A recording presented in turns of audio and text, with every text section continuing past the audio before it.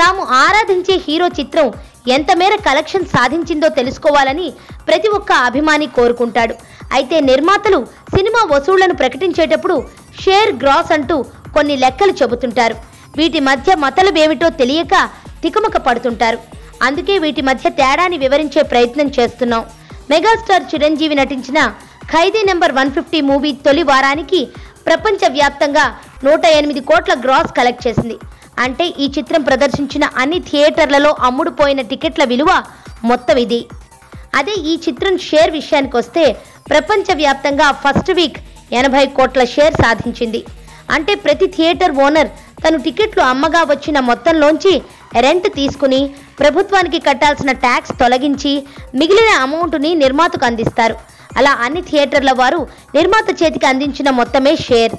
Theatre rents పన్నులు పోను నిర్మాత రామ్ చరణ్ చేతికి 80 కోట్లు అందిందన్నమాట.